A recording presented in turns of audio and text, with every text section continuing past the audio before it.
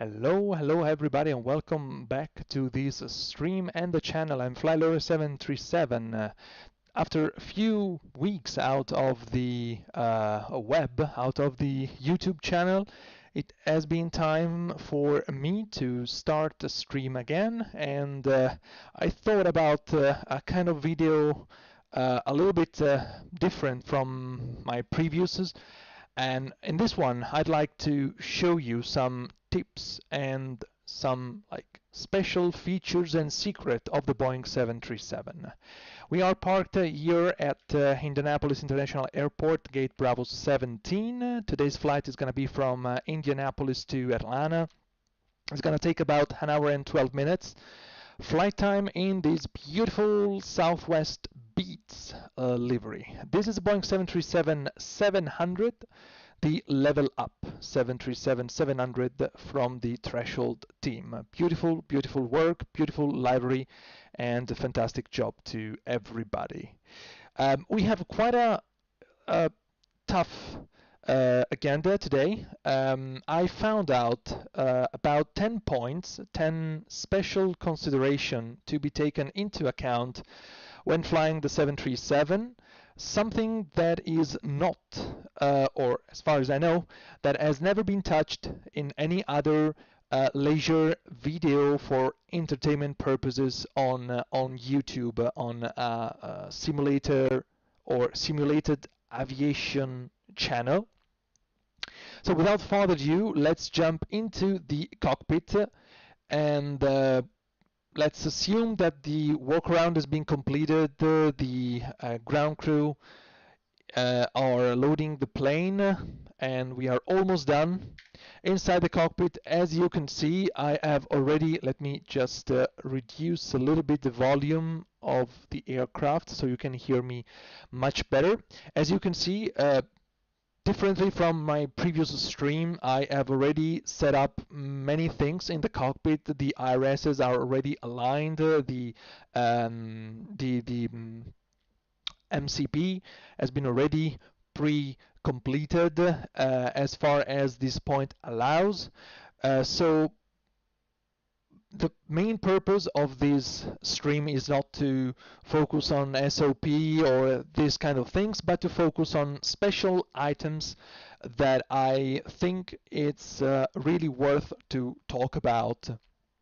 We have a departure time in about 10 minutes, so don't lose any time. We don't want to lose any time. We jump quickly and directly to the flight plan.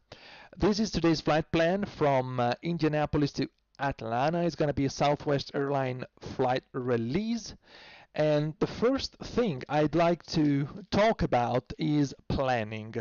What is planning? Planning is when we need to identify if the flight dispatcher who has released the operational flight plan, this briefing, is really in compliance, is really doing what he is supposed to do, what he or she is supposed to do, so to be legal.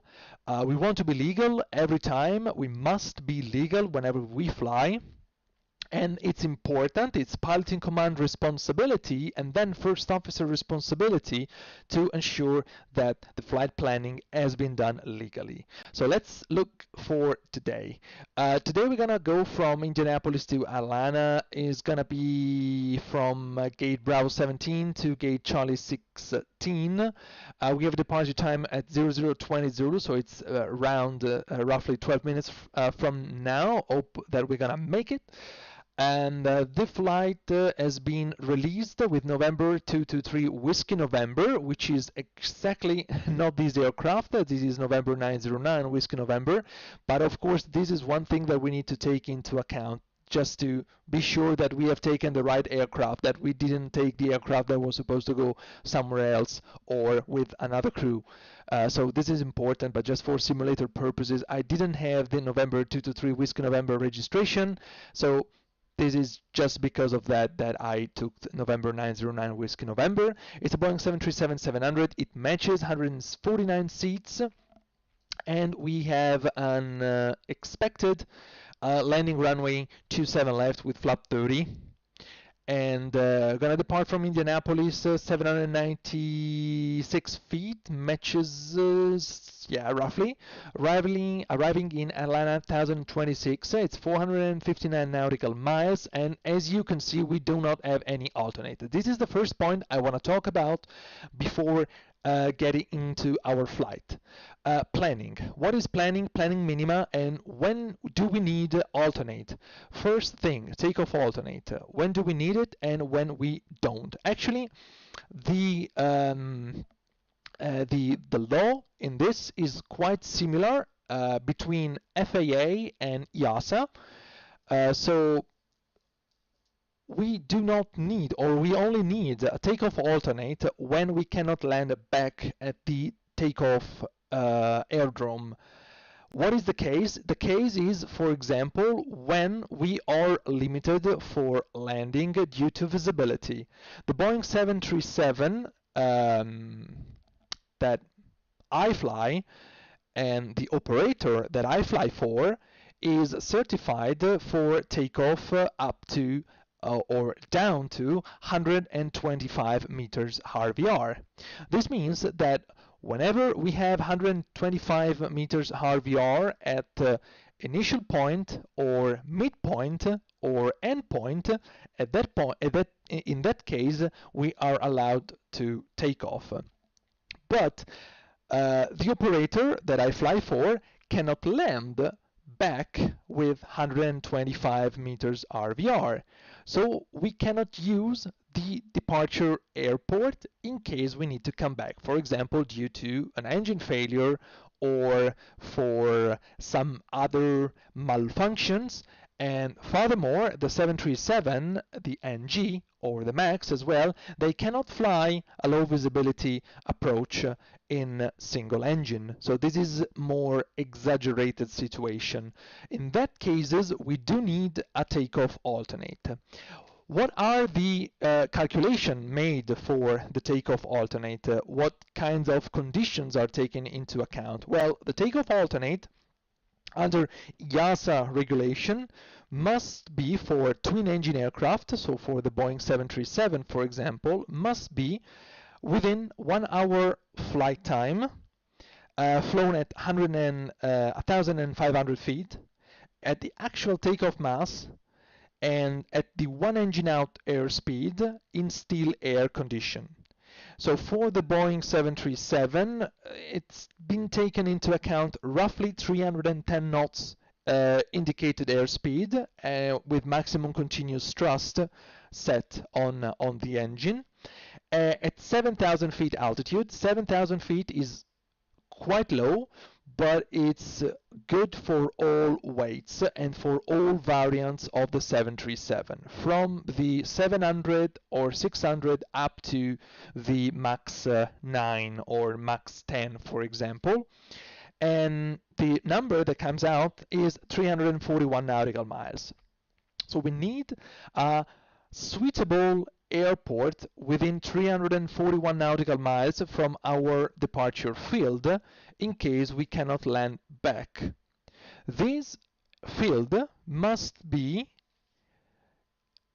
good in weather and must be available for us for NOTAM point of view, so no NOTAMs should be affecting our usage of that field. The weather should be good, and when I talk about good, it means that must satisfy the landing minima required for Category 1 approach if the airport has Cat 1 approaches, ILSs, or non-precision approaches in case it has a VOR approach, for example. And in this condition, in this particular condition, there should be, or it is recommendable, that there are a 360-degree evaluation. So we take into consideration weather, we take into consideration NOTAMs, we take into consideration runway availability, and we take into consideration as well the firefighting service. The 737 is Category 7 with firefighting under the ICAO classification, and so we do need at least Category 7 firefighting service unless there are some special conditions that we can avoid, or we can degrade by 2 steps the minimum category required for the flight for the firefighting service. But let's assume that these are the main items. So weather for Cat 1 minima or non-precision approach, if non-precision approach only is available, no NOTAMs affecting the operability of the aerodrome, good firefighting service in respect of the Category 7 requested by the Boeing 737 NG and the 360-degree evaluation of the airport. What does it mean? It means, for example, that we want an aerodrome that is open with a control tower.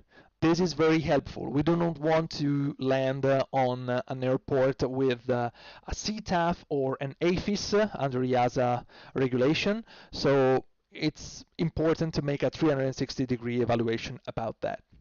Other things, alternate 1, alternate 2. Why we have 2 alternates? Why we do need 2 alternates and when? Okay, this is where the regulations is different between FAA and EASA. Let's talk about first EASA for a few minutes. Under EASA regulation, we always need an alternate for commercial operation unless we operate under certain exception or rules. And we are talking about, as an exception under EASA, when the flight is less than 6 hours long, 2 separate runways are available and usable at destination, and the appropriate weather reports or forecast for the destination aerodrome or any combination thereof indicate that for the period from 1 hour before until 1 hour after the expected time of arrival at destination, the ceiling will be at least 2,000 feet or circling height plus 500, whichever is greater, and visibility is at least 5 kilometers. Of course, then we also need to take into consideration the fact that when we talk about 2 separate runways, we mean 2 runways that does not cross on the ground and that they are served by 2 different radio aids. For example, 2 different ILSs with 2 different frequencies. Under this kind of exception, except for that, we always need a a destination alternate under EASA regulation. When do we need a second alternate under EASA regulation? We need a second alternate when we do not have a weather forecast for our destination and primary alternate, for example, or when we operate to an isolated airport. In that case as well, we do need a second alternate, or when the first alternate weather conditions are below minima for landing, then we do need a second one. When do we need, or when we can plan without an alternate under FAA regulation? Well, FAA regulation is slightly different because under FAA we have what it is called Part 121 and we have Part 135 that are commercial operations, and we have 2 different situations. When we operate domestic, so in the 48 contiguous states of the US, or when we operate internationally. So these are the main differences. Like, first, let's talk about Part 135, 121 international operation flag. Under this kind of situation, you will always need an alternate unless for 1 hour before and 1 hour after the estimated time of arrival, the appropriate weather report or forecast or any combination of them indicate that the ceiling will be at least 1,500 feet above the lowest circling approach minima, or if a circling instrument approach is not authorized for the airport, the ceiling will be at least 1,500 feet above the lowest published minima or 2,000 feet above the airport elevation, whichever is higher, and the visibility is at least 3 miles or 2 miles more than the lowest applicable visibility minima, whichever is greater for the instrument approach procedure to be used at the destination airport. This is very complicated, and it is slightly too much in 99% of the cases to be remembered, to be recalled for immediate action. So it's important for pilots to know where to look at this information on the books, on the manuals, instead of just trying to keep in their mind everything. Let's come now to the domestic operation. So it's part 121 in the contiguous United States. In that case, it's much simpler.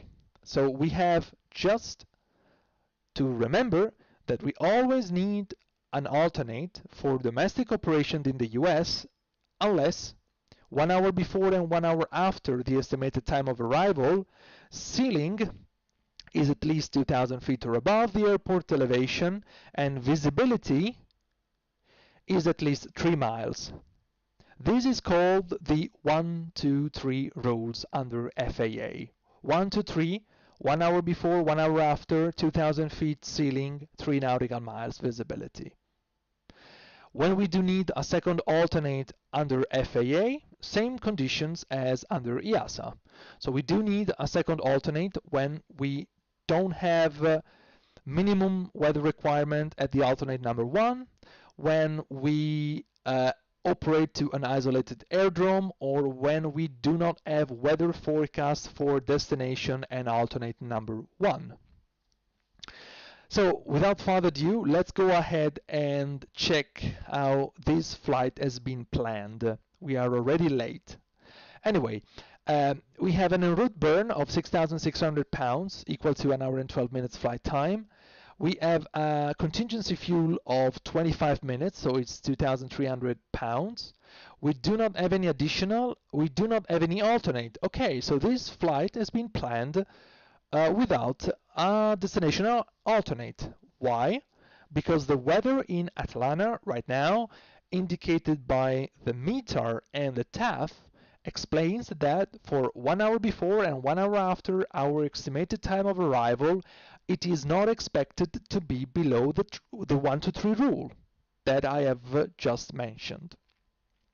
The companies or the airlines in the US as well in Europe, they used to add what is called contingency or holding fuel.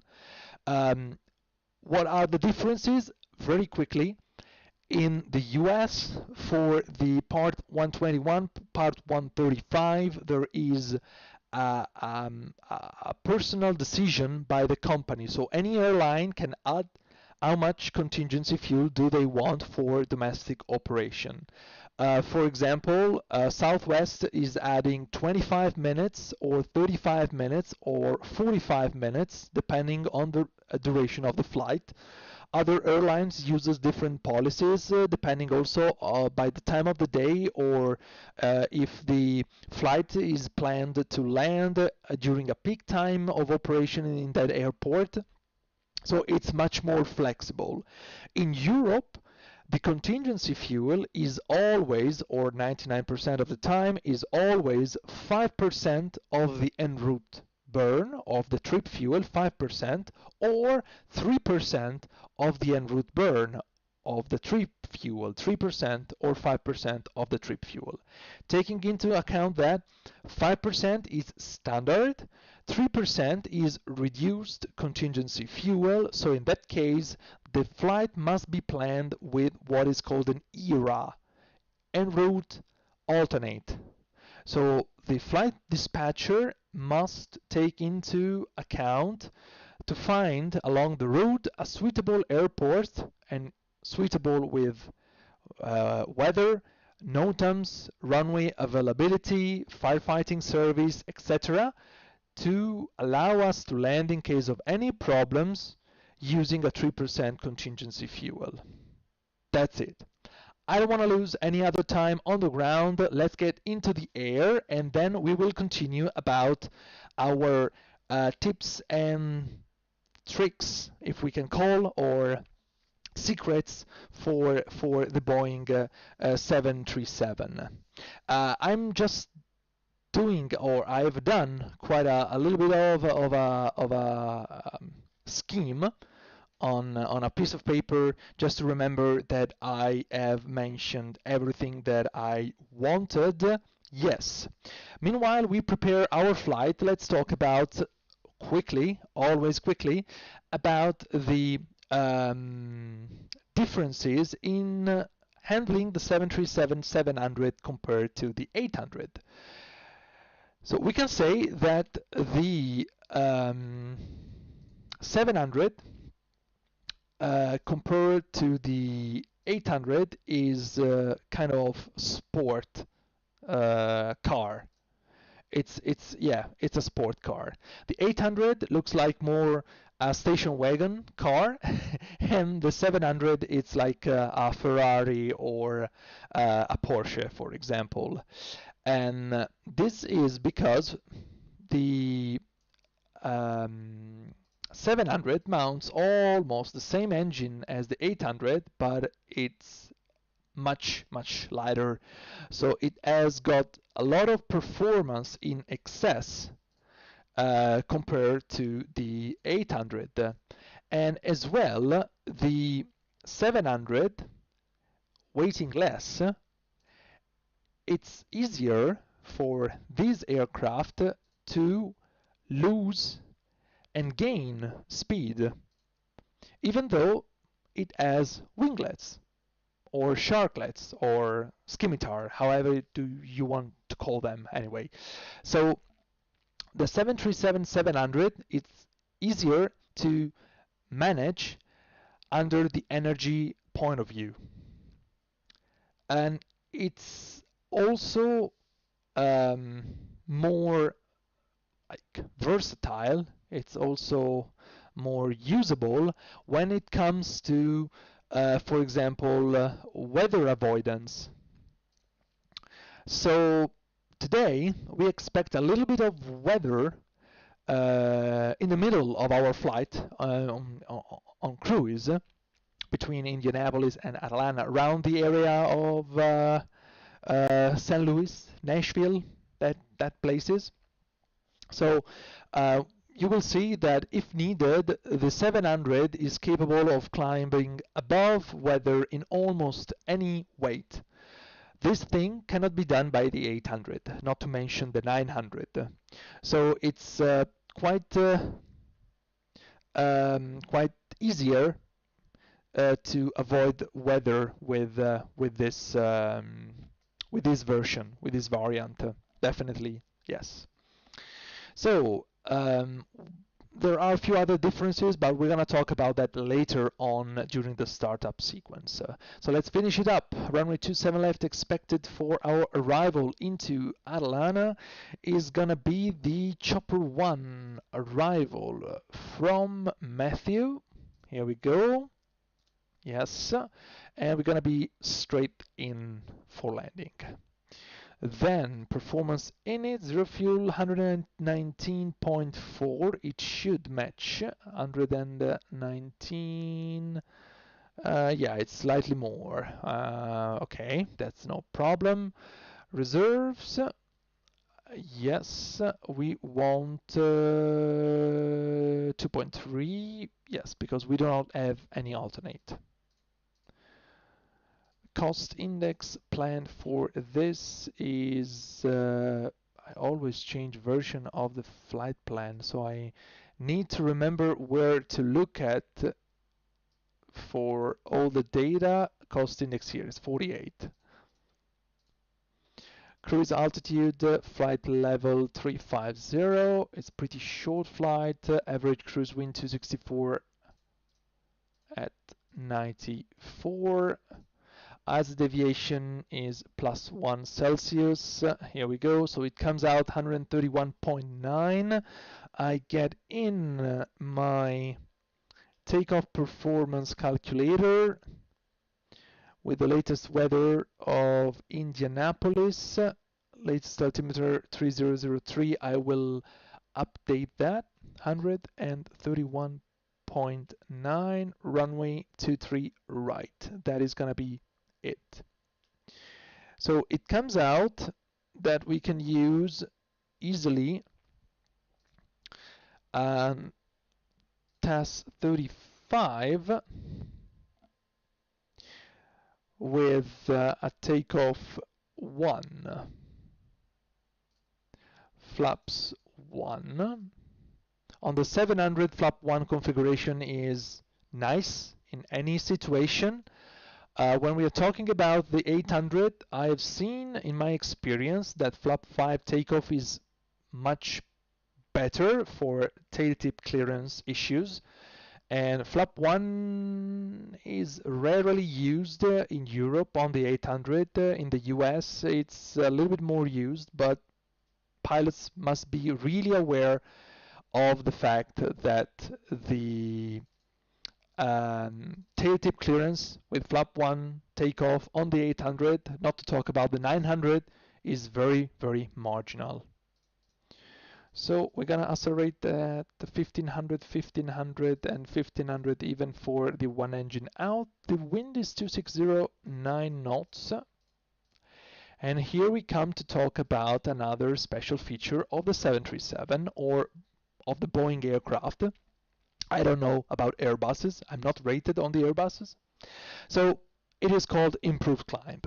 What is improved climb? Some of you may have heard of this, some others no. But improved climb is a special technique for calculating the takeoff performance.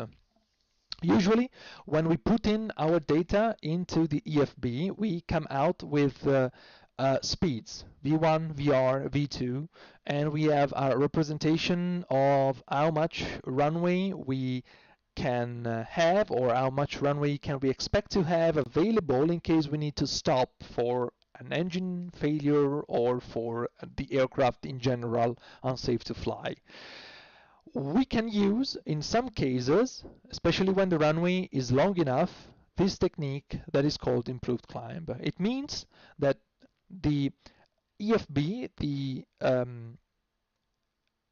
takeoff performance software we use, is able to increase the VR and V2 speeds, even though they are not needed to be increased for our weight. Let's have an example.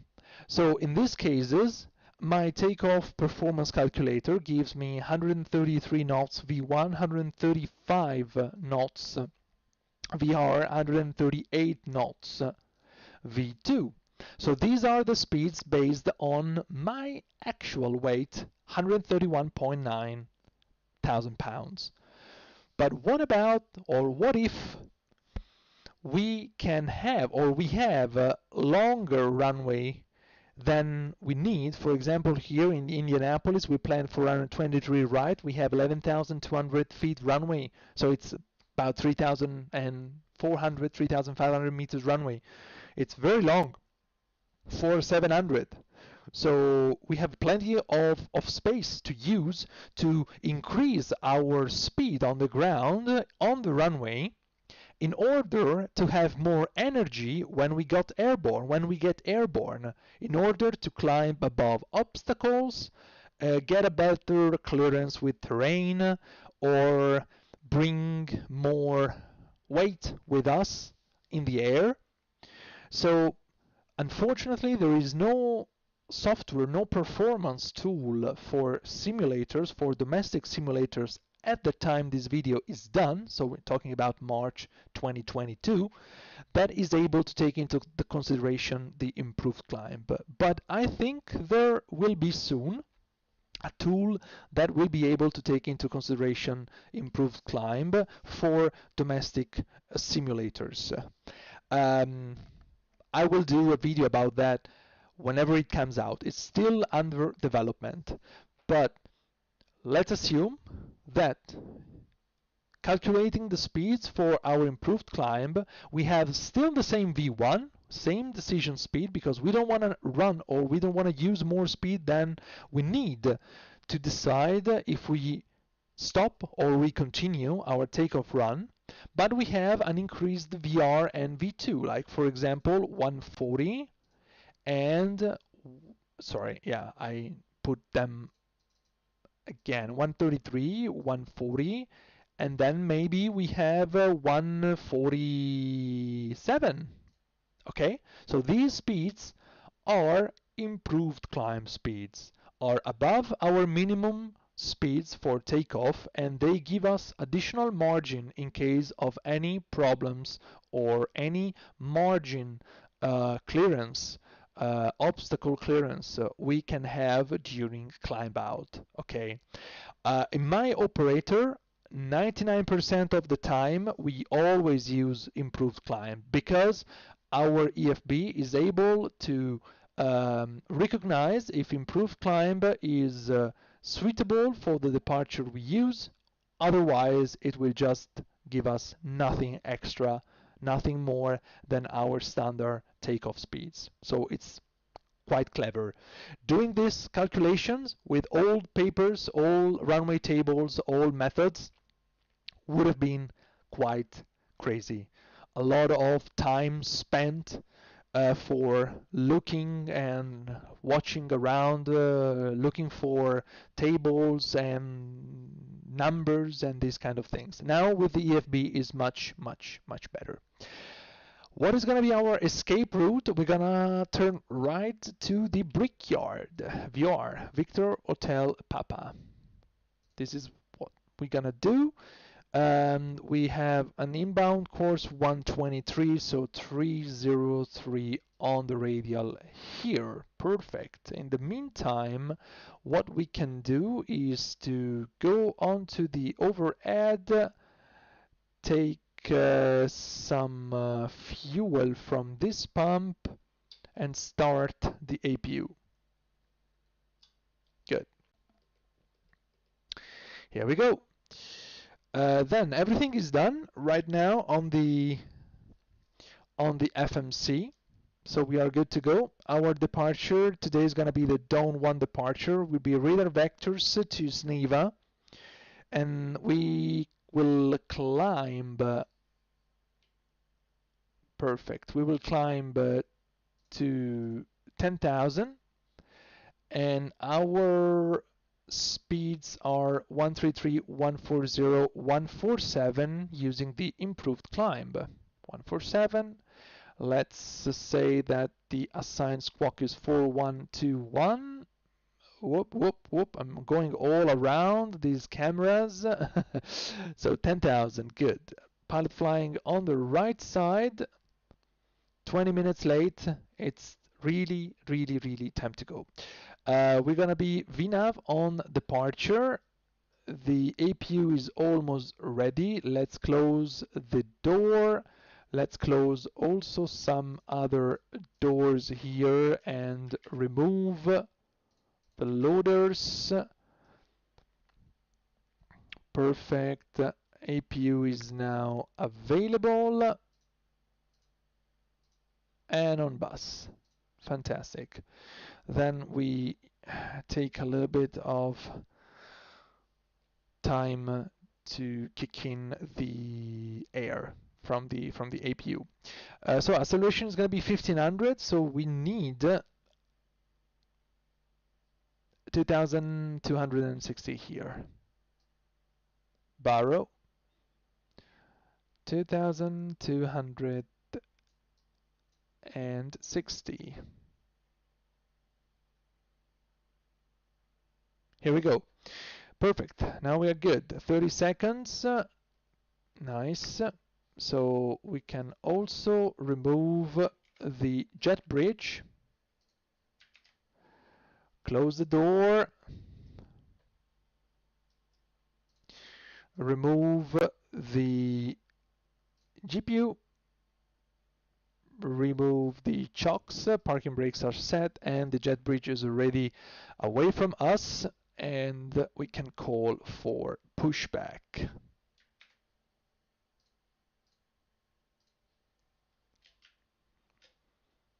Let's go for a straight pushback. Here we go. Perfect. So the time is good. We can now have air. We continue with our flow. Let's assume that the ground crew has put the pin into the place, so we can pressurize the hydraulics. And we're gonna use the engine start igniter left because we are not on our maintenance base. Let's assume that Alana is our maintenance base. And here we go with the checklist. So we can do a pre-flight checklist all the way, as well as a before start. So these checklists are, pins and covers removed, oxygen tested 100%, nav transfer and display switch is normal auto, window heat is on, pressurization mode selector is auto. Flight instrument, we have track 134, altimeter 3003, we said there has been an update, and reading at 770 feet. Parking brake is set, engine start, levers cut off, taxi and takeoff briefing is completed by the Dawn 1 departure. Fuel, we have 4 pumps on and 12,500 pounds total on board. Passenger sign set, auto brake, RTO, CDU pre-flight and ACARS completed. Talking about ACARS, we should get, or usually we do get, our clearance via CPDLC, but this is not simulated here. I will talk about it later on during cruise. Unfortunately, this is not yet simulated on the LevelUP or the Zibo. Just a part of the ACARS is simulated. Takeoff speed, so V1 133, VR 140, V2 147, MCP V2 147, ending 230, altitude 10,000 set. Pre-flight checklist completed. Before start checklist, flight deck door is closed and locked. Doors and windows closed and locked. Anti-collision light, let's put it on. Transponder is altitude reporting off. Radar and data on trim 3 and 0. All completed. Let's go out and check that everything is away from our aircraft. Yes, we are good to go. So timing and parking brake off, we can push. 23 minutes delay, not bad. Sometimes there are always delays. So pressure is good. We go ahead starting our engine. Good. Starting engine number 2.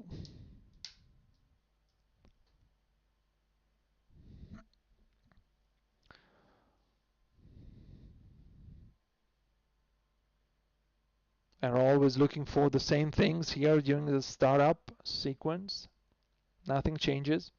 It's always the same. 25% fuel on.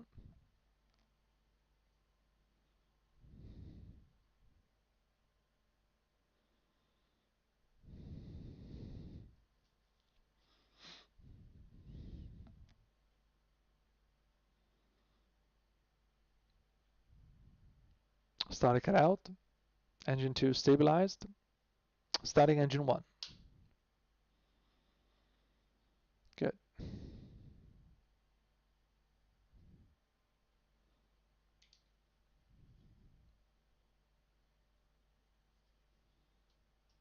Even in flight.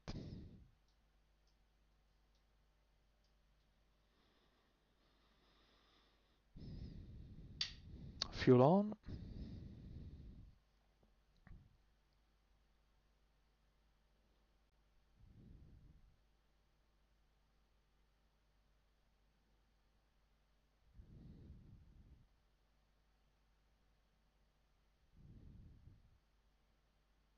Starting it out.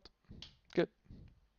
So we had 2 good engine starts, and engine number 1 is stable as well. Good. Waiting for the pushback to terminate, almost there.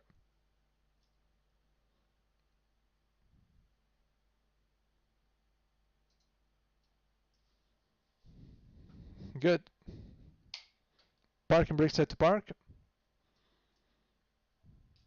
Okay, we had 2 good engine starts. You may disconnect. Show us the pin in front. A very good day or evening. Bye-bye. Good. So usually before doing any flow or any procedure in the cockpit, we wait for the ground crew to disconnect in order not to damage ground equipment or maybe even injure ground personnel. So we wait until they declare that they have removed and detached the tow bar from the aircraft or the pushback truck from the aircraft, and the marshaller is about to disconnect as well from the headphone. Perfect. This is usually the signal to start the flow for the FO.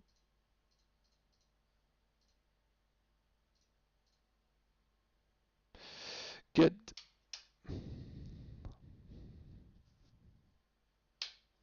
Shutting down APU. Then we come here and then we want flaps 1.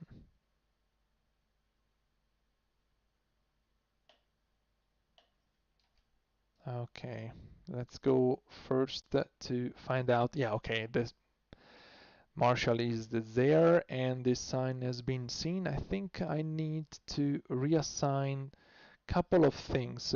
Yeah, the throttles are good, but I need to reassign. Where is it? Here? No, it's in calibration. I need to reassign the flap axis to this one, and I need to reverse it. Much better. And then the speed brake axis is this one, and I need to reverse it. Okay, perfect. Now it looks good. Now it looks good. So flap 1 we have. Here we go. We do the flight control checks. Full left, center, full right, center, full down, center, full up, center, rudder, full left, center, full right. Very good. And the flow has been completed. So let's see why we still have speed brake out.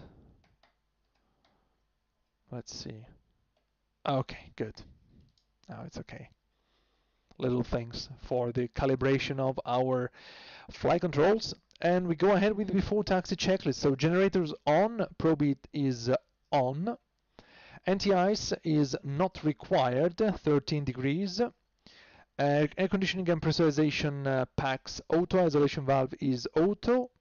Engine start switches continues, recall has been checked, engine start levers idle detent, flight controls checked, ground equipment clear, flaps 1 planned, 1 green light, and APU is off before taxi checklist is completed.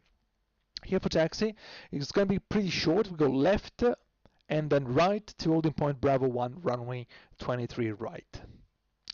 So let's have a little bit of light to see, even if it's still pretty dark. And parking brake off, and here we go for taxi. As already told in previous videos, the LevelUP is requiring quite a lot of taxi power to move on the ground.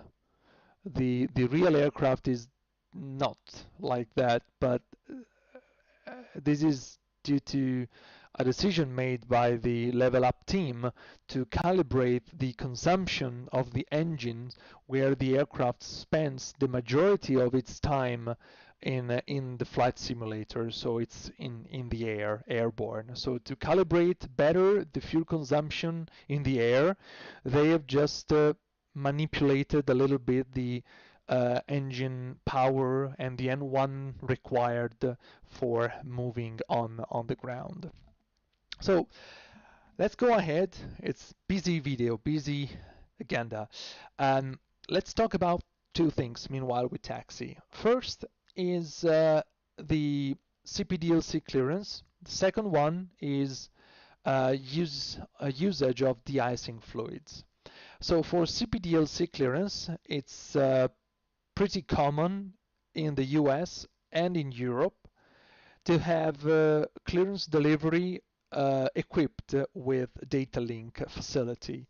So via the FMC, the 737 has this feature menu, data link, AOC, and then we go into CPDLC. This is not clickable here because we just have this function not active on the simulator itself, but it is in real life. We log on to the facility of the airport we want the clearance from. For example, in this case, it's going to be Indianapolis, or can be an airport in Europe like, I don't know, for example, Munich or London Gatwick. And then we confirm the information of the ATIS we have received. We confirm who we are and the flight number we have. And according to this information, they have a database of clearances available in their computers, and if all data are matching, then the clearance will pop up automatically on our FMC screen, and we can print it out using the printer in the cockpit here. And then we can use it as a reference for completing the FMC information, for briefing, for all other duties. And it's very handful, straightforward, and receiving an ATC clearance via CPDLC is much better because we cannot misunderstand it. There is no way to read it back wrongly, or to understand another SID for what we thought was another one. So it's very, very handy to have all this information on a printed paper. Then let's talk about the anti-ice or de-icing fluids. If we had snow here in Indianapolis, for example, we would have had a de-ice procedure. De-ice procedure is usually done using type 1 fluid, which is nothing more than hot water in 99% of the time, and it just melts away the ice on the wings. And then, to protect the wings from accumulating precipitation, in that case we need an anti-ice fluid, which is type 2 or type 4 fluids, depending on what is available at the airport. Whenever, this is the important part, the operational important part, whenever we de-ice with, or we use the anti-ice application with type 2 or type 4 fluids, we do not use the wing anti-ice on the ground. We use only the engine anti-ice. This is very important because if we use the engine anti-ice with an application of type 2 or type 4 fluid, we would damage the wings. This is not good at all. So keep in mind, if we use, or if you use de-icing fluid type 2 or 4, only wing anti-ice from the de-ice moment on until takeoff. Good. And after liftoff as well. So here we are at holding point, ready to go. Cabin is ready. So we just assume that our clearance is received. So we go ahead, we prepare for departure.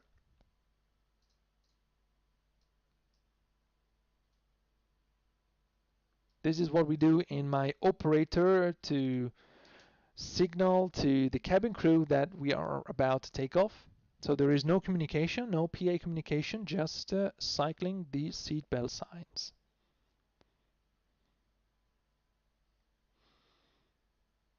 So our takeoff clearance is going to be fly runway heading, 230 heading, Climb 10,000 feet. Expect vectors to SNIVA. Here we go. Timing. We advance up to 40%. Oh, sorry, before takeoff clearance. Sorry, before takeoff checklist. We're going. Flaps. One plan, one green light. Stub trim. Yes, I was missing that. We want something around 6.5. Cabin call given. Before takeoff checklist completed. Now it's time to go. Never skip a checklist. This is very important in every day's life. Okay, stable and set takeoff thrust and time. Takeoff thrust set.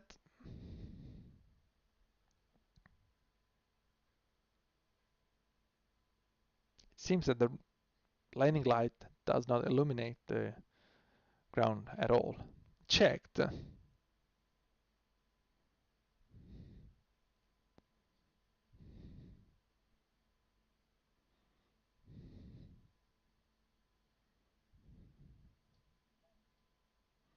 Improved climb, yes. Here we go.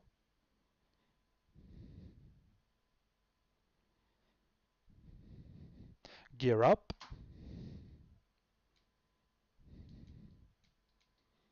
Here we go.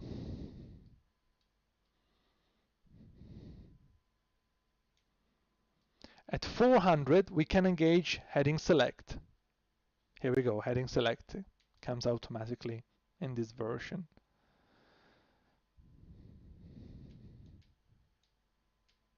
Checked. We continue. Let's assume left turn heading 180. Okay, we are in climb mode. And now we accelerate. Flaps up.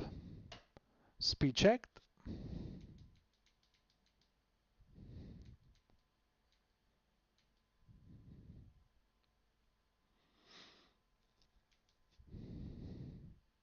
Flaps up, no lights. Command B engaged. So at this point, flaps up, no lights, no icing condition. We can do like that, gear off, and after takeoff checklist accept altimeters. So we have engine bleeds on, PAX auto, landing gear up and off, flaps up, no lights, standing by for altimeter setting. After takeoff checklist, one open item. We can proceed directly to SNIVA as expected. SNIVA on top, execute LNAV. Here we go. Cleared flight level 350, which is our cruising altitude. Let's wind the altitude up. 350 set, and it's checked 1, 2, 3 times. Centering the heading, this is very important as well. So delete reduced climb. Here we go. Full climb set. Now we climb full power, and it's going to be a blast. As you can see, our rate of climb is going to power up, ramp up almost 4,000 feet per minute. We can maintain all the way, even though we are almost full, I think. There are 145 passengers, so it's going to be around 33,000 pounds payload. This is the power I was talking about on the 700. Really important, really, yes, really nice, much or many time. A little bit of atmosphere here in the cockpit for the night. And now we are finally on our way to Atalanta. Passing down 10,000. It's nice and smooth outside, so we can actually do like that. Cut the landing light, cut the logo, then we can also put the fasten seatbelt signs to auto. Speed is increasing nicely. I don't want this anymore to declutter the screen a little bit. Good to go. We can also reset our minimum. And just to be sure, I turn already now the weather radar on in case there is something on our way. There should be, it is reported to be, but let's see if it's really like that in the simulator.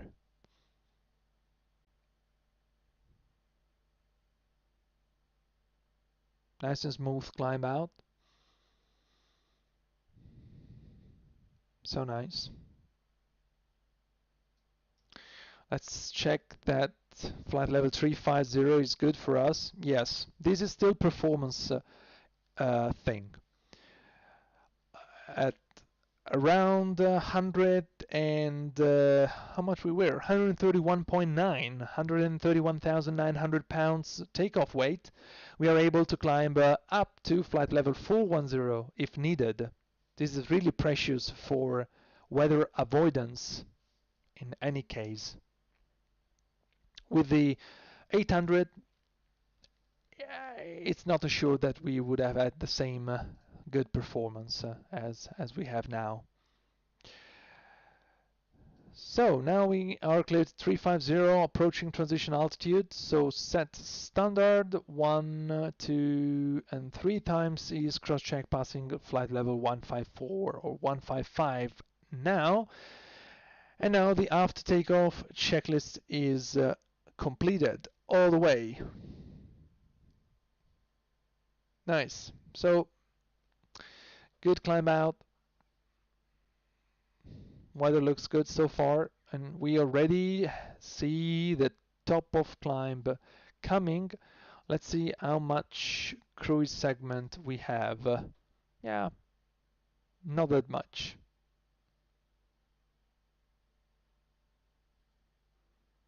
Maybe around 150 miles, something like that.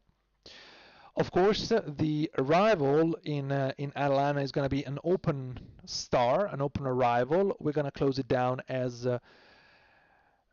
we simulate to already know what the route will be, what clearance will the ATC give us. So later on, we're going to expect the Chopper 1 arrival with an ILS runway 27 left, or yeah, 27 left so far. But we can expect also runway 26 right. This is still another option. Let me check the latest ATIS, real ATIS in Atlanta. It says, yeah, simultaneous approaches in use, 26 right, 27 left, and 28. So we can have all procedures actually. We have to expect the parking stand Charlie 16. So for Charlie 16, yeah, maybe yes, runway 27 left is better. Maybe, yeah, it's almost equal. But yeah, let's stick to the plan and go for runway 27 left. So in that case, we want to sequence our flight plan in this way. Let's go ahead and check this out. So we go down there and we come to hit fogger, and then hit. And then we have grumpy here. So I guess this is working pretty nicely. Yeah, to close it, hit grimp, like that. It will work, especially if we bring the speed down at hit, like 210,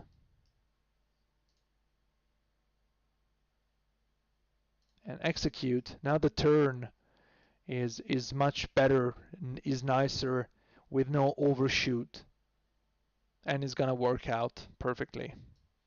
Good. Nice. Still climbing at a good rate.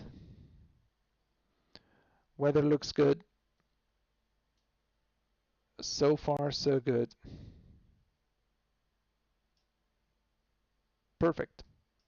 So let's see what we have left to talk about now that we have a little bit more time and more relaxed situation.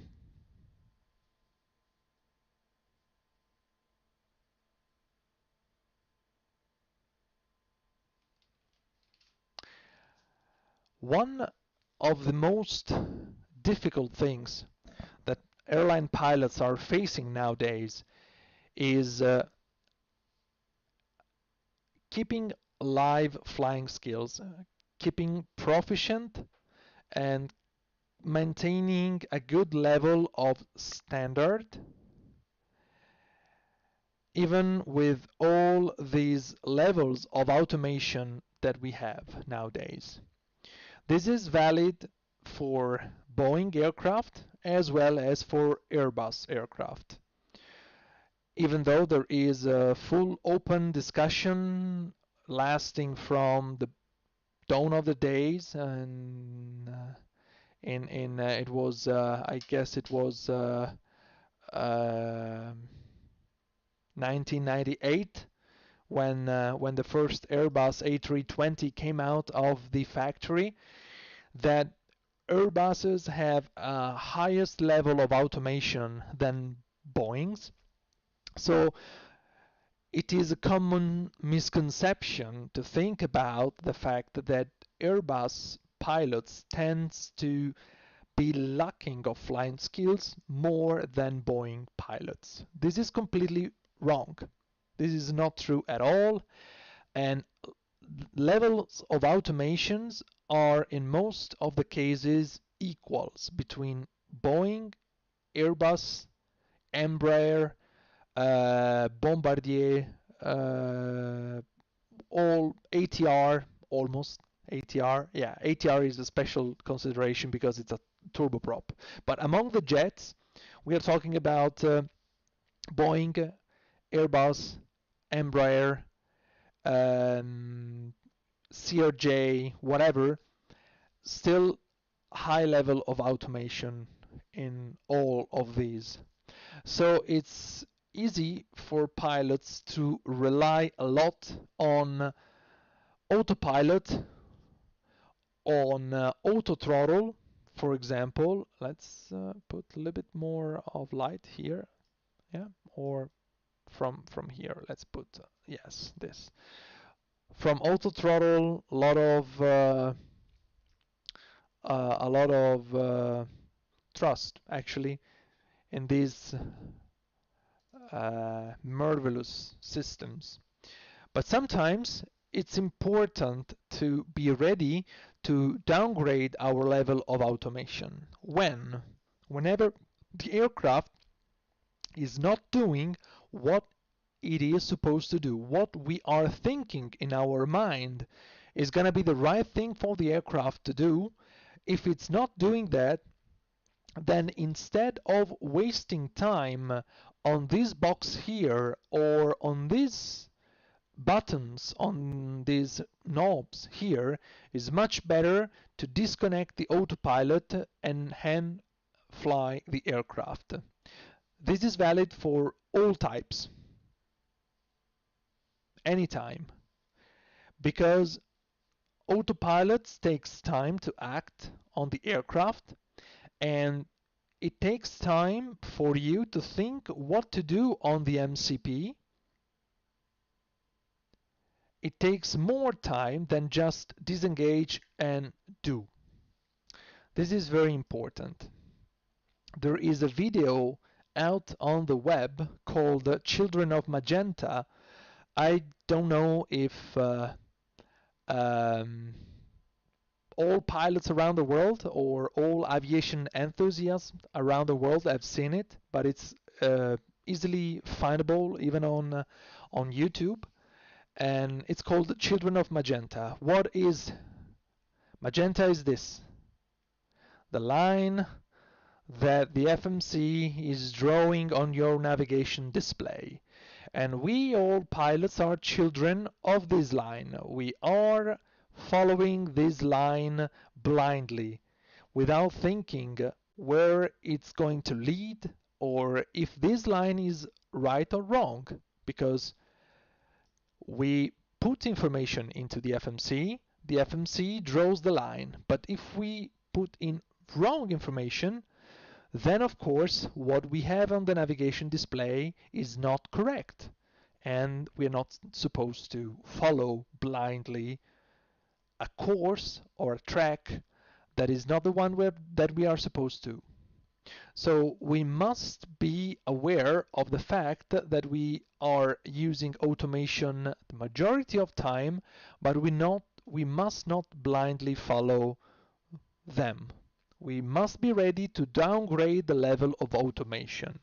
The downgrading is like that. Now we are flying, for example, with, let me put this view here, it's better on the MCP. Now we are flying in LNAV, VNAV, and N1 modes that are also matching on our flight mode annunciator, N1, LNAV, VNAV speed. But if something is wrong and the aircraft is behaving, so 1002, approaching the cruise altitude, let's monitor this level off and then we continue to talk.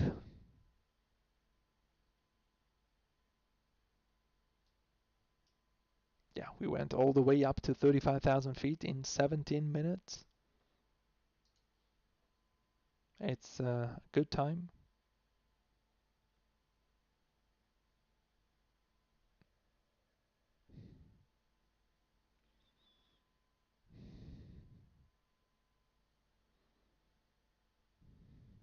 FM speed, VNAV path, yes. Throttle are retarding slowly. Cruise, and for safety purpose we go back on climb. This is another thing, another technique to allow us more margin on thrust during cruise. Yes, good, level off, enjoy cruise right now. So what I was talking about is downgrading the automation. So this is the maximum level, the highest level of automation that we can have on the 737NG, flying LNAV, VNAV with auto throttle on. Something is not going according to the plan. The aircraft is turning somewhere and it's not able to maintain altitude. What we can do? Downgrade the level of automation. Go alt hold and heading select. So we switched from a fully automated and fully auto-managed altitude, vertical profile and lateral profile to a manually selected lateral and vertical profile, alt hold and heading. So now we can actually actively act on the MCP, and the MCP is giving input directly to the aircraft. But still we see that the aircraft is doing something wrong. So for example, we want heading 207 and instead is turning 240. What we can do? Downgrade the level of automation once more. Disengaging the autopilot. Then we came to the basics. We came to the bottom, and we have full control of the aircraft. So on the 737, we have 3 levels of automation. Fully automated, VNAV, LNAV, and auto throttle. Semi or controllable, directly controllable automation, heading select, hold, vertical speed, level change, these are all modes that can be manually controlled. And then we have the basic mode, which is manual flight, hand flying. So do not hesitate to downgrade the level of automation anytime you see something that the aircraft is not doing correctly, and to talk about where I started, or talk about what I was talking about when I started. The lack of flying skills, of hand flying skills, led pilots to have circling and visual approaches to be the most difficult kind of approaches that they can fly, because they need skills, they need hand flying, they need good CRM, good coordination with the other pilot in the cockpit. So it's very important to be able to have a good management of everything during circling and visual. I want to focus a little bit more on visual approaches on this video. I never, or I don't have a knowledge under FAA regulation about visual approaches at night, for example, but under EASA regulation they are forbidden. So under EASA we cannot perform a visual approach at night in the hours of darkness. Maybe if you are FAA pilots and you know the answer to my question, you can comment down below and tell me. Let's discuss that. Let's discuss what are the requirements to perform visual approaches under FAA regulation. But under EASA, in a flight like that, in the hours of darkness, we are not allowed to request not to perform a visual approach. But to talk generally, under EASA, a visual approach must be requested from the flight crew, cannot be given directly from the controller, or the controller can give it to the pilots, but the pilots must acknowledge and approve it. So the pilots cannot be forced to fly a visual approach. Then, of course, a visual approach is still IFR flight, but maintaining own separation with the terrain and with the traffic ahead of the one that has been cleared to. So it necessitates also a very high degree of situational awareness. This is also another key point where sometimes pilots are lacking. The reason why under EASA visual approaches have been banned for a long time for commercial operators, even during daylight, and they are still banned during nighttime, is because there was an accident. It happened in Italy, I think almost 15 years ago, where a Citation jet or a Learjet that was transporting organs from mainland to Sardinia crashed into a mountain because they said that they had ground contact. They could see the airfield and they requested the visual approach to save time. In fact, the reality was that they were not VMC, they were in clouds. They had no idea of how high the mountains below them were at the point they were flying in that moment. So they descend too much and crashed into a mountain on the southern coast of Sardinia. Because of that, uh, all the European authorities decided to stop visuals for commercial operators and better train pilots to perform visuals. What is the most dangerous thing in a visual approach? The most dangerous thing is to lie. Lie to the ATC, lie to themselves. So lie to the pilot himself or herself. So say, okay, yeah, I have ground contact, I am VMC, but I'm not. This is the huge lie that can happen during a visual approach and must be addressed. There must be no lie in these conditions. A visual approach is done to facilitate the arrival into an airport, to have less congestion into a busy airport. It is not to be seen as a way to gain time or to have a shortcut.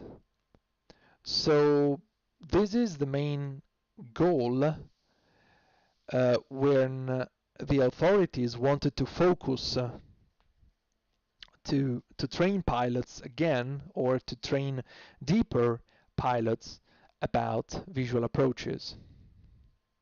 This is really tricky. This can be really tricky sometimes. Then, what else can go wrong in a visual? Well, quite a lot of things. Especially if we are unfamiliar with the airport and with the surrounding of it. It's very important to brief deeply and to brief deeper a visual approach than a standard ILS or RNAV or VOR approach if we are unfamiliar with the airport we are operating to, or if we are operating to an airport that uses visual approaches and it's a very busy airport with multiple runways, like where we are flying right now. Atlanta has got 5 runways, and as now, for example, we can have visual approaches at the same time on 3 different runways. For example, right now, 26 right, 27 left, and 28. So it's very important to brief in a good way, clearly, what we can do. And pilots must have in their mind the criteria of stabilization for the approach stabilization well cleared in their mind. So we say that we need to be stabilized by 1,000 feet. But what does it mean? It means that when we are flying Cat 1 approaches or non-precision approaches or RNAV approaches, we need to be stabilized at 1,000 feet above aerodrome level, above main sea level,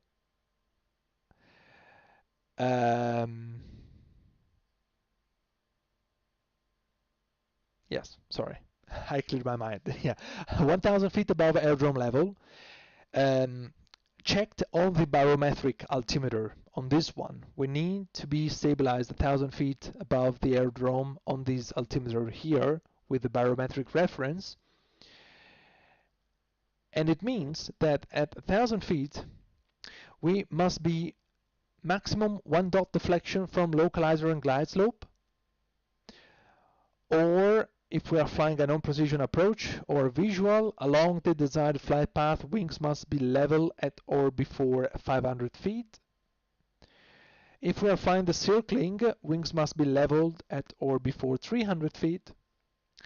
Landing gear down, flap in landing configuration, speed VREF or VREF plus 15 according to the correction that we need to apply, but not more than VREF 15 and not less than VREF.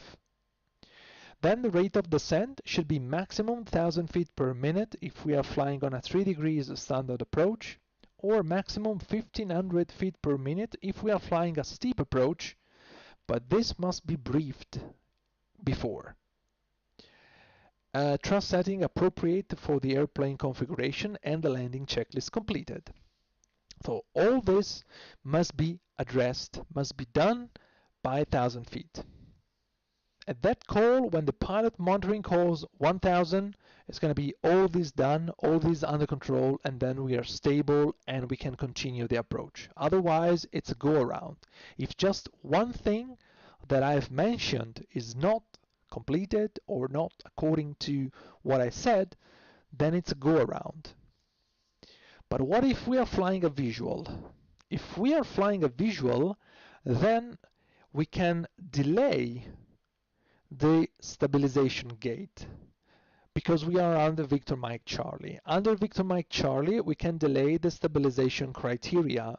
Many of the time, whenever we are visual, whenever we are under Victor Mike Charlie, we should be stabilized 1,000 feet above field elevation, but we shall be stabilized by 500 feet above field elevation. This is the use of words. When Victor Mike Charlie, we should be stabilized at 1,000 feet, but we shall be stabilized at 500. Very important.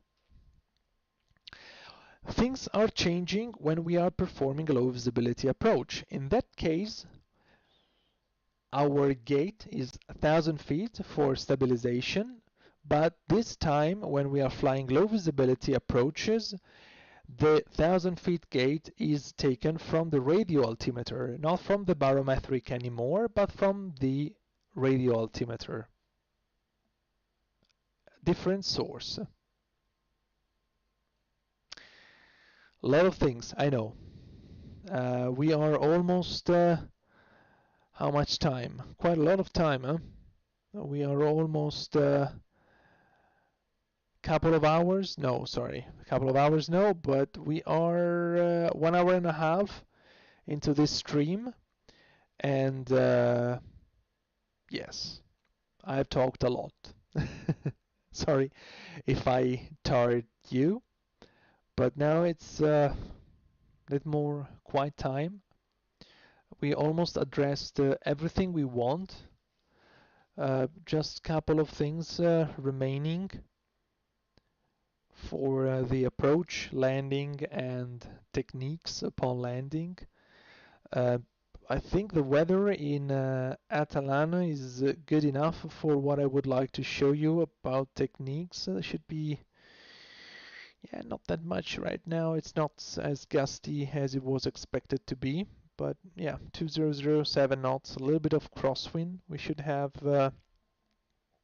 roughly, how much? 6 knots crosswind is not that much, but it's okay. We can do it. We can demonstrate this. Yes, we are right now overflying Nashville.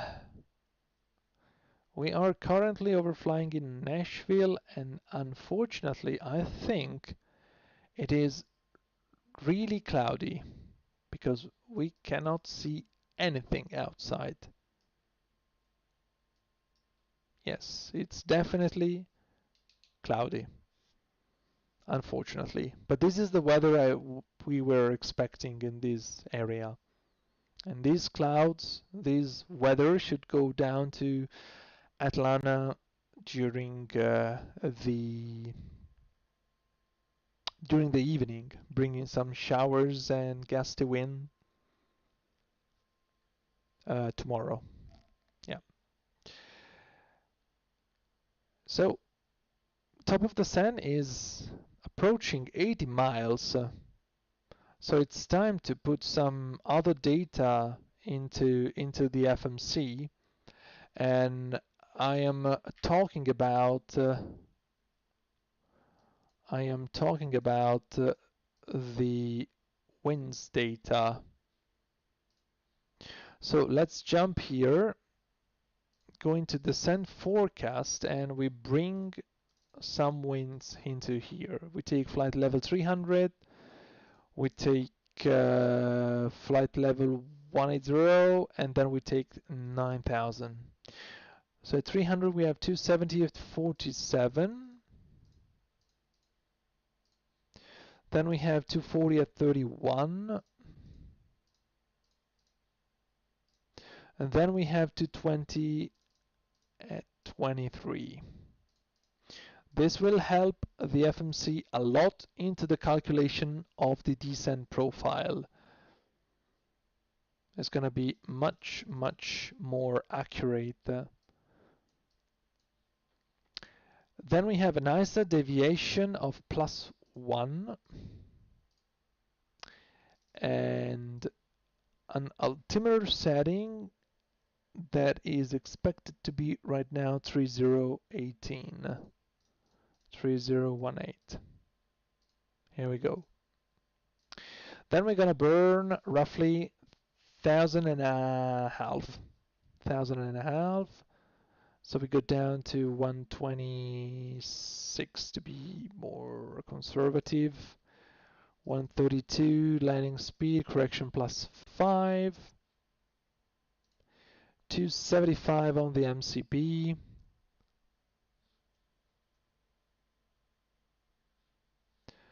And we're gonna use auto brake too. This is important, especially when you are flying 737 equipped with carbon brakes, not to use position 1. This is quite quite important, not to stress too much the brakes and not to consume the brakes ahead of time. Whenever you have carbon brakes mounted on aircraft, carbon brakes works better at higher temperature than steel brakes. So if you select position 1 in the auto brake, the auto brake system is not applying force enough to generate a good amount of heat in the brake systems, so the carbon brakes will deteriorate faster than with a higher deceleration rate. So whenever you have carbon brakes installed, always use from auto brake to above, never auto brake 1. And the last thing that we need is the frequency, 108.5. 108.5. And then I also want as backup the VOR, which is actually not located on the airport. There is nothing we can use. I don't know what happened. It's stuck. Let's see if I can open it. Otherwise, I will open it up here. Going back here to airports. Closing down all the Indianapolis stuff. Now going to Jackson. What happened here? Here we go. Jacksonville. Weather. What happened? Good to go? Yeah, here we go. Okay, weather is like that. Okay, maybe it's gusty again, so it's gonna be good and nice for us. Then we want the arrival, which is the chopper one. Here we go. We will be coming from Matthew here. Matthew, we have already passed it right now. First step is going to be chopper 13000, and we should be able to see it here, chopper 13000, so that's correct. Then we will have as approach the ILS 27 left. ILS 27 left. And this procedure has got a minima of 1199. Minima 1199. 1199 set. And the altimeter setting is 3018 right now, the last one, 3018. So I'll update it here. 3018 is correct. And 3018 I'll preset here as well. 3018, good. Center the Edinburgh. Now that everything is done, we can quickly brief what we are going to do. Just take the airport and the parking gate chart.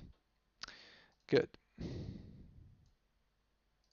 So we're gonna fly this chopper 1 arrival, checking altitude at chopper 13000, landing east, expect to cross 250. It's not our case. Then we're gonna go all the way down to Hydro and down here to Fogger and hit.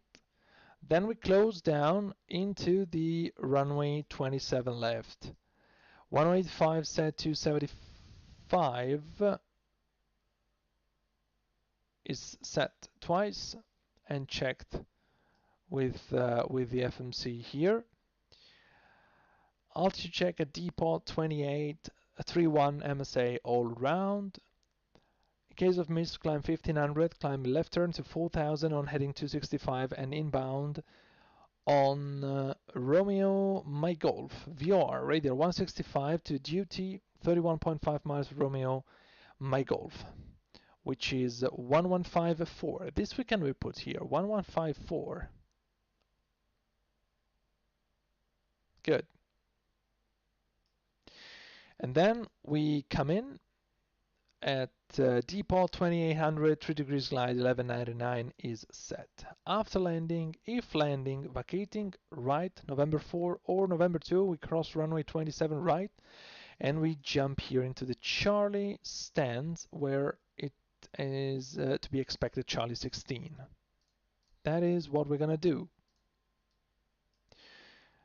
Approaching top of the sand, yes, 7 miles, good to go. So we can start actually our descent to 13,000. Yeah, here we go. Reset MCP altitude down to 13,000 and altitude intervention. 13,000 set.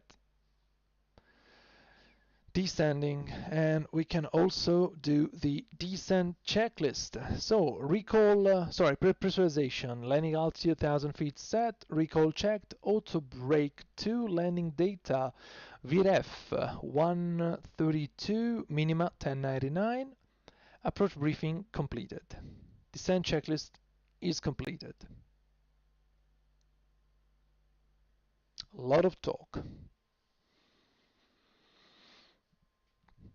Let's enjoy a little bit the silence of the descent.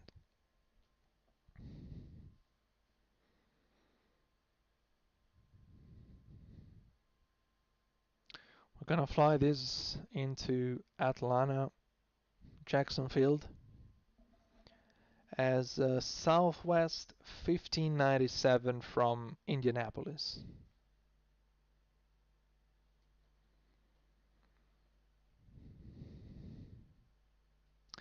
We have good tailwind, so it is to be expected that during the descent the aircraft will not be able to maintain the vertical profile and the speed.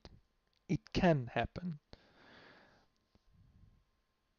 It should not, but it can happen because actually we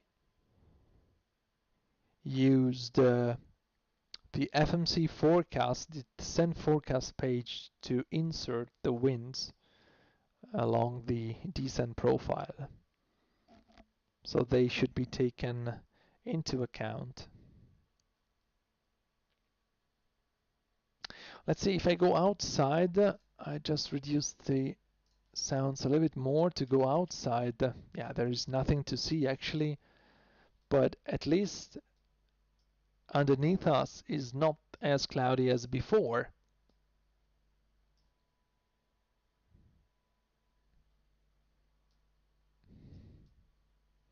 So we should be able to have a good overview of Atlanta. Yeah, we should also dim the cabin light a little bit more. So we go into ground service cabin light, passenger area. We want night sleep, entry area, wide medium. So this should be better. Whoa, this is like really landing at night. Let's see something in the middle. So cruise. Let's go here into cruise mode and see. Whoa, okay, this is purple. Oh my god. I usually fly 7.3s with sky interiors, but I've never seen this kind of purple light on. Only in LevelUP 737.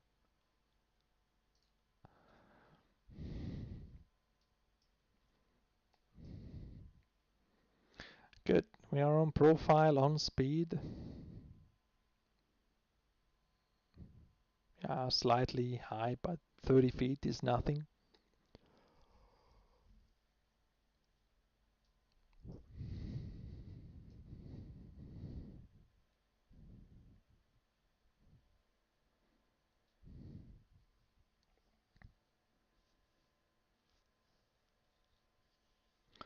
Our next step along the descent is going to be directly the platform altitude for the ILS.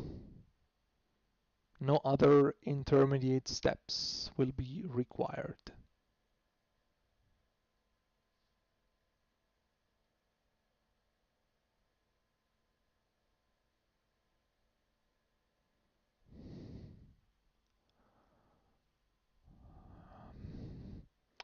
Let's sum up our delay in the end.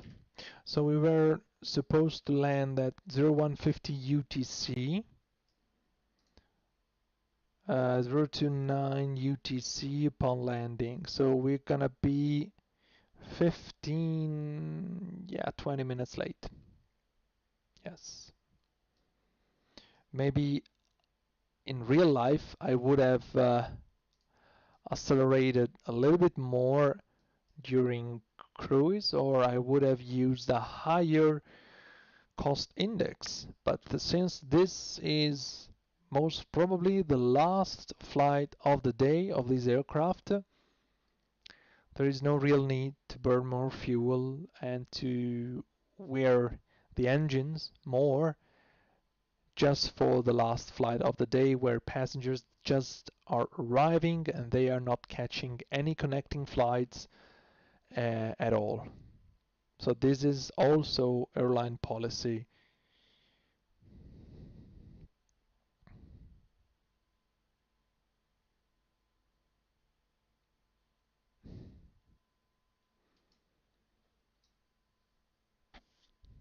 Another curiosity of 737, especially Southwest 737, they have something in common with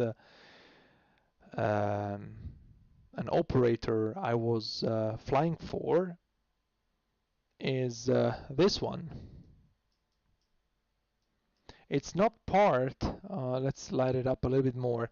It's not part of the LevelUP, but it's part of the library.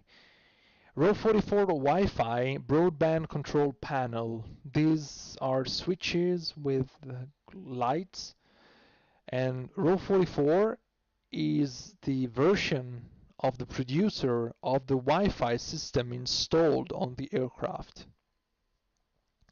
Southwest uses row 44. There are many others producers, and sometimes they use different kind of antenna shapes.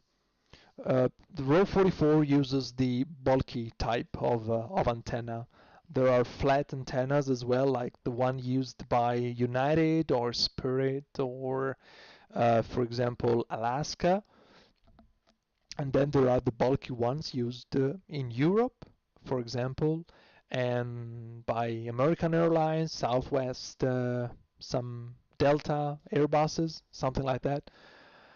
And these usually are row 44 produced and managed Wi-Fi systems.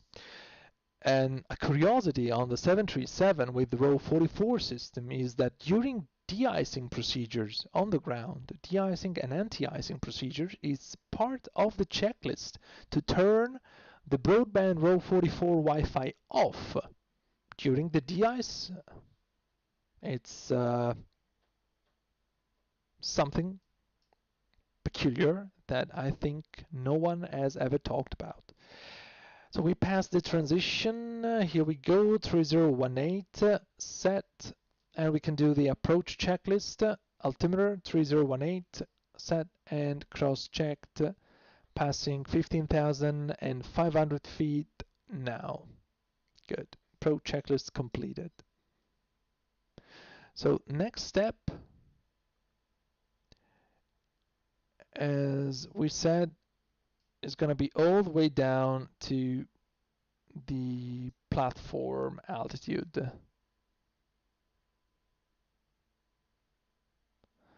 Which is 2,800. Yeah.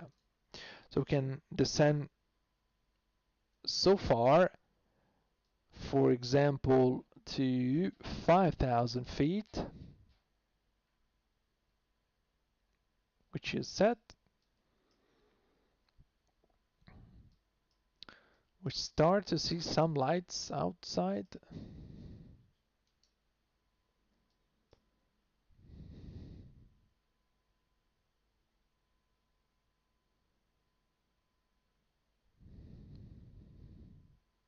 Looks like that no weather at all. Or at least right now there is no weather at all.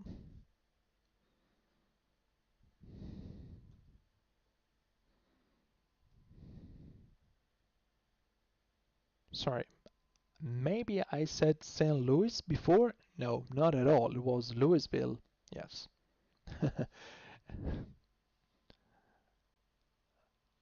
I just realized right now. I'm not sure if I said St. Louis, but no. St. Louis was definitely not on our route.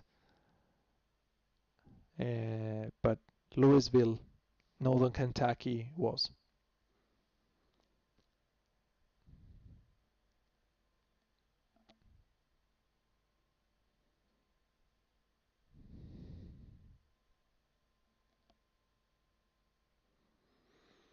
Good. Now we have a quite a long way of straight flight at 13,000 feet from present position almost to, whoa, sorry, to there, almost to the turn, which is maybe Higley,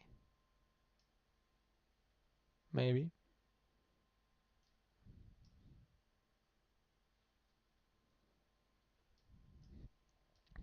This is something also that is different from EASA European environment to the FAA environment, is the conception of the descent. Most of the time, whenever you have a descent profile on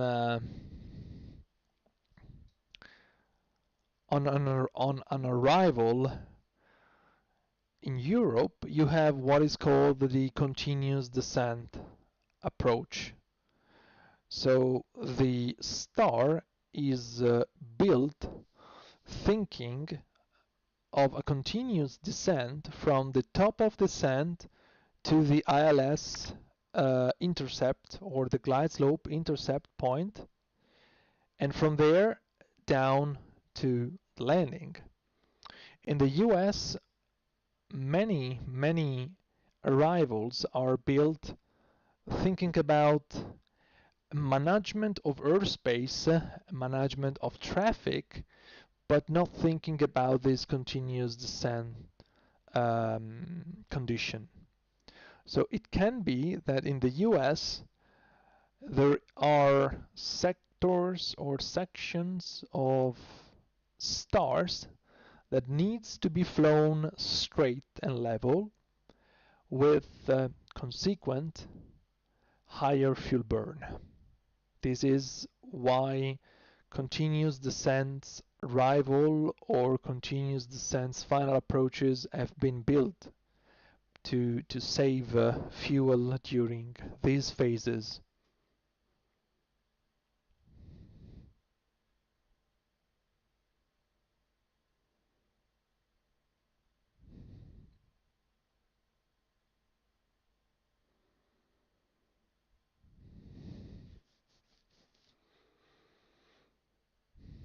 This is gonna be interesting test for my rig as well, landing in Atlanta by night with Nimbus scenery, high density, autogen.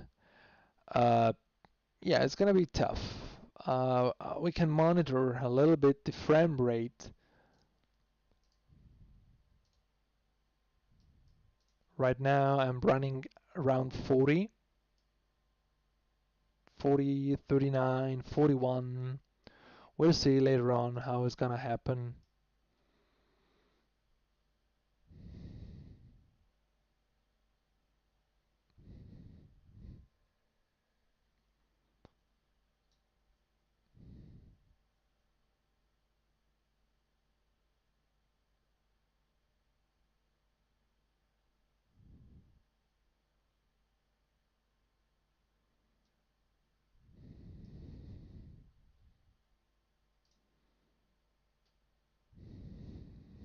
Good and nice view.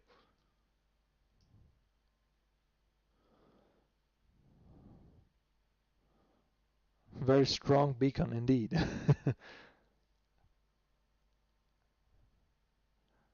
I really like the lighting in the city. This kind of white lighting that is uh,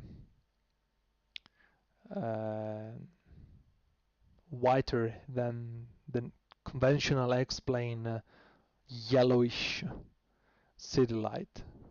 I also heard and seen that in Xplane 12 the lighting engine has been completely redesigned even for cities, not only for the environment but also for cities. So it's gonna be a really interesting sim. I will definitely go for it personally. I still have difficulties using Microsoft FS. still, even though it's almost 2 years old, I feel it's too much game and not enough simulator. Xplane is top-notch simulation in my opinion. Here we go, starting to descend again. Perfect.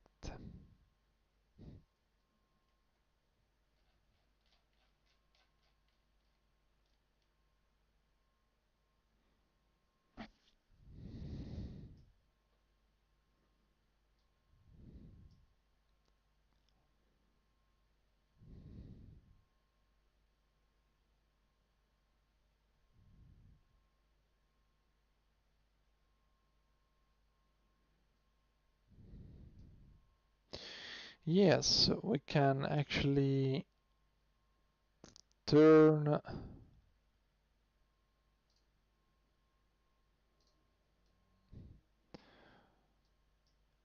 the dome light off, and here we go with Atlanta Airport.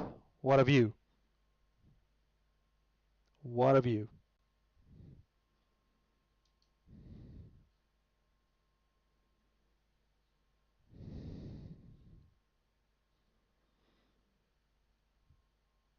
Approaching 10,000. Signs on. Lights on. Logo.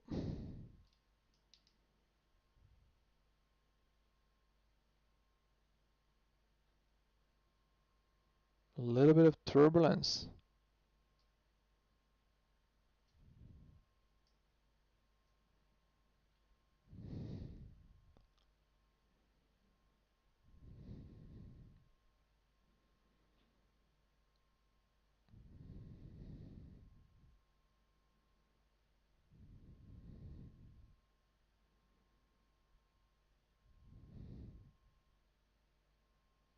Speed reduction is correct.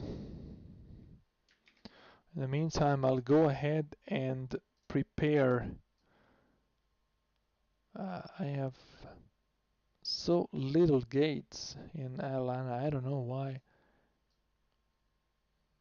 There's no Charlie 16, but okay. Anyway, we will get there even without follow me guidance.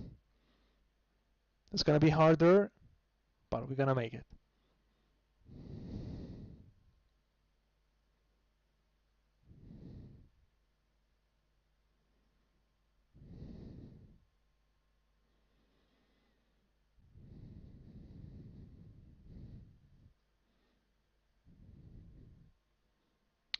Okay, next step is gonna be 4,000 by Grimpy. So descend 4,000 feet, and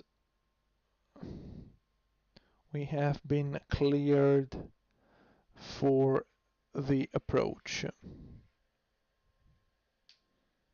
following the RNAV profile. Good. Yeah, a little bit of turbulence. The wind is pretty stable, but we have a lot of side draft.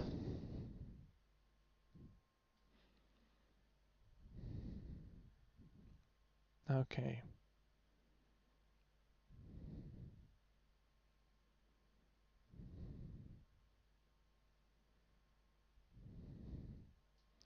Coming to the deceleration point, and now we should go down to 210 knots to complete the turn.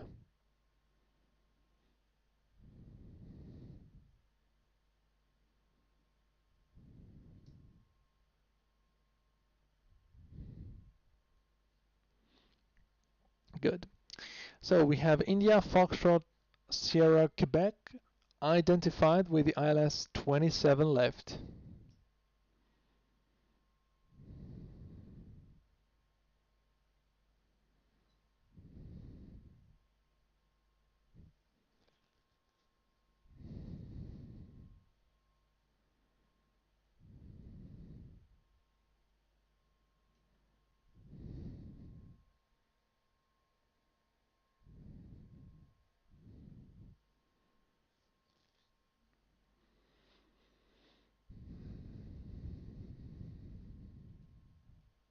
Turning left to close the Grimpe.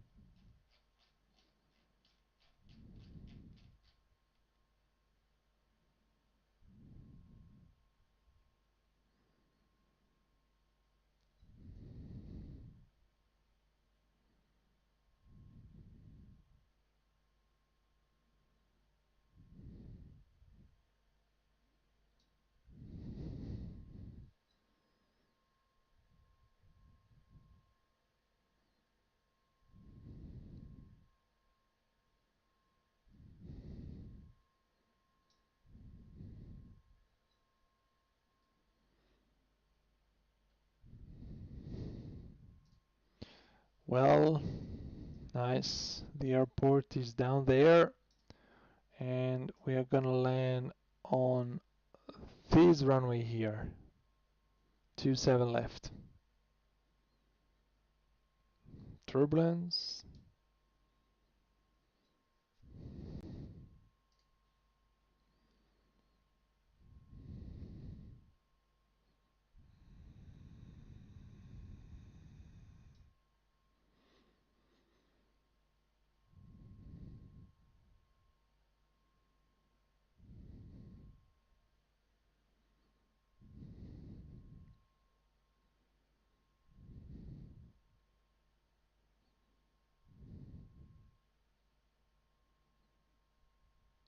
Good, let's continue the turn. Cleared for the approach. Good, here we are. Approach mode is armed. VOR lock green.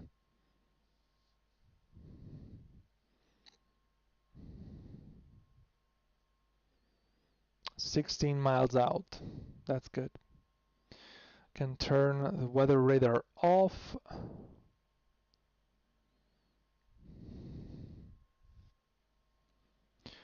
Checked. I can continue down 2,800 for the final step. As you can see, the deceleration of the 737-700 has been without any problem. I never needed the speed brakes, not even with the tailwind during descent. This is an amazing capability of the 700. Yeah. Okay, flap 1.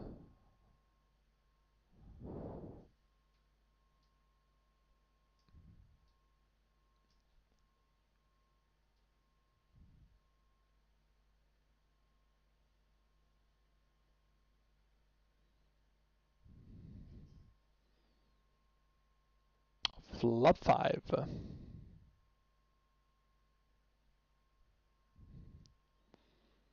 Let's try not to go below 160 in this phase. It's okay, it's good. Glide slope capture. Missed approach is going to be 4,000. Set.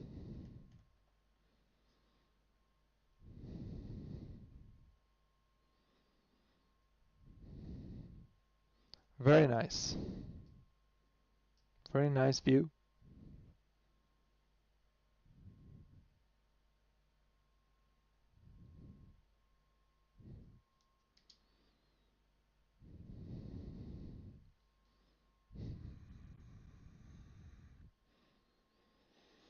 Next step will be gear down, flaps 15 and arming the speed brake.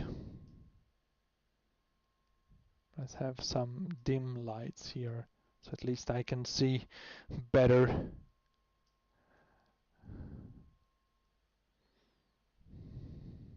Okay, radio altimeter is alive. Altimeter 3018.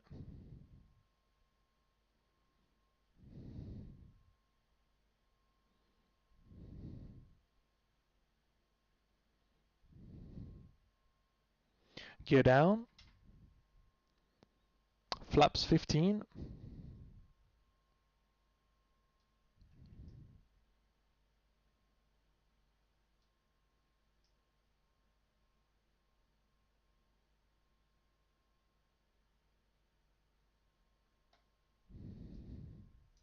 Speed brake are armed.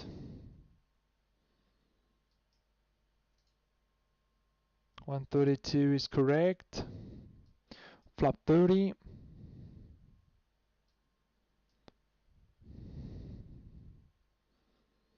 Let's take 140. It's a little bit turbulent. And landing checklist.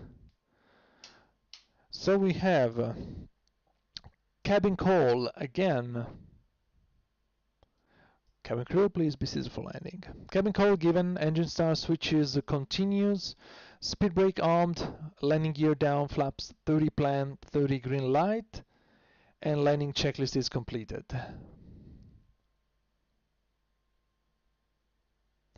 We have passed 1,000 feet and we are stable, even though being Victor Mike Charlie, we should be stable 1,000, but we shall be stable by 500. By the way, 1,000 is this white top line here on the barrow, and 500 is the yellow top here. This is something interesting for the 737. So nice. So we are good to go. Good to have some good winds and fighting for this landing. So I'm about to disengage the autopilot. Yes, autopilot and auto throttle off. Good, here we go. And flying, and flying.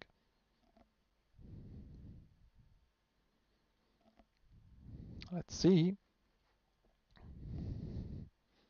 Contact.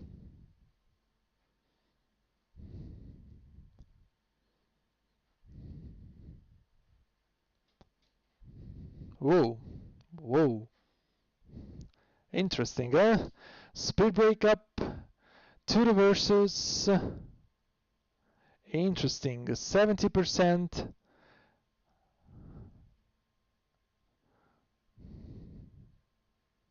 Checked. And manual brakes, we try to vacate here. That was an interesting landing. November 4.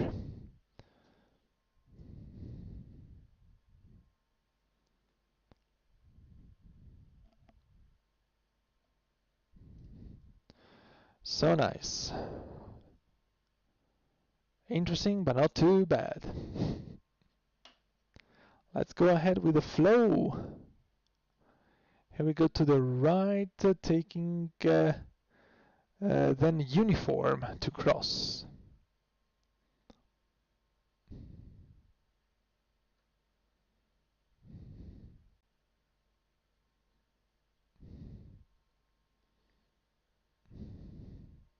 Uniform is not this, but is the next one. Okay, let's go ahead with the flow. Right now we start up here. Auto, auto. Then we go with some lights. This, sorry, no, this and that.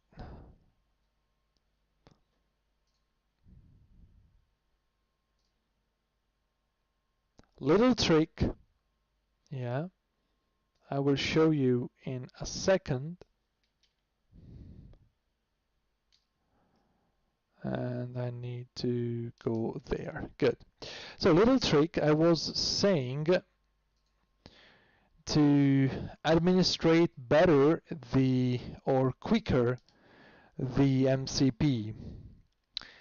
To administrate quicker the MCP, after landing, the flow is expected to be, meantime, let's cross runway 27 right. It is expected to be, yes, to switch off the flight directors, wind the altitude to miss the approach altitude or the expected initial top altitude plus 100 feet, and to wind down the airspeed indicator to the minimum indicating airspeed available, which is 100 knots, I guess, on the NG, or 110 on the Classic, or whatever it is. So anyway, what we're gonna do is to go to Charlie 16, which is on left right, so almost straight ahead. Good. Meantime, I can start the APU. Good. And not to move the knob all the way all around, to wind it down many times to reach the 100 knots minimum speed, what we can do is to use this little trick. For example, if I have both flight directors on, like now, for example, I can do this and press here. Oh, sorry, this should not happen. This is not realistic, actually. This is going to happen, but only with one flight director off in real life. So for example, I do like that, I switch one flight director on, then press level change, and then I can wind down to 100 knots in one shot the airspeed indicator. Okay, this is not completely correct, but anyway, this is a domestic sim and is amazing as it is. So APU is available, timing, and then we're looking for Charlie 16, which is this one. Nice. Here we go. We turn in. Turning off the lights.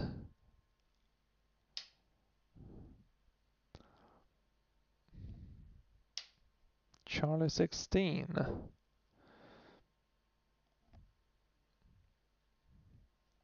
Let's trust the marshal and see how the parking will go.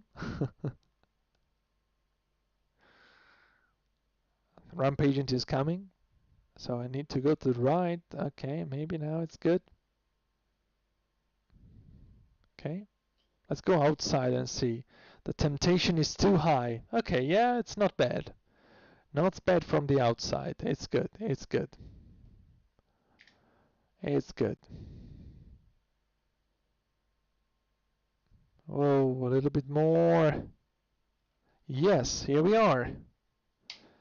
Parking brake set. APU is online, shutting down number 2. Seat belts off. Correct, shutting down number 1.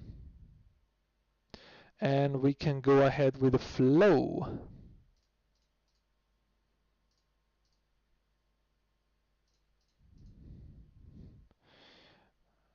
Beacon off.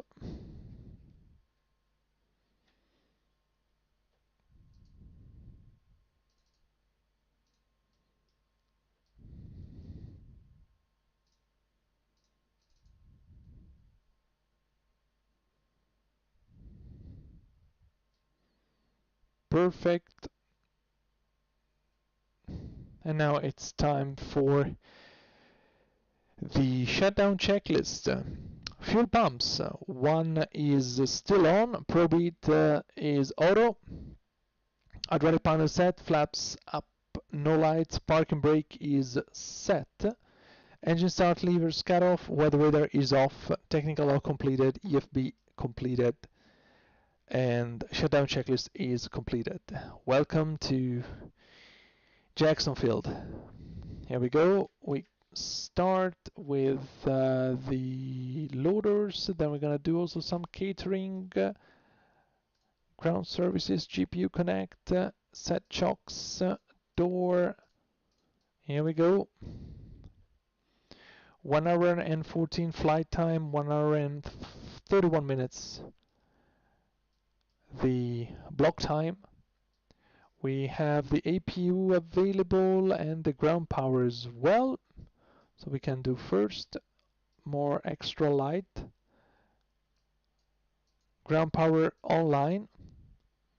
Shutting down the air and the APU Last fuel pump off, and we are good to go. 2:16. Okay, yes, roughly 25 minutes late at the gate, but it's not a problem. Here we are. It has been an amazing flight. I really hope you enjoyed all these little things about the Boeing 737. I hoped I was able to give you some hints, some more extra info that have never been covered on any YouTube video for leisure purpose. And I really hope you enjoyed this flight as much as I did. I hope to see you soon again on this channel. I hope to be able to stream again this coming week, maybe something more Xplane related with a little bit of 737 still in it. Till now, and till next time we meet on our channel, I thank you very much again for watching. I'm FlyLower737. Take care. See ya.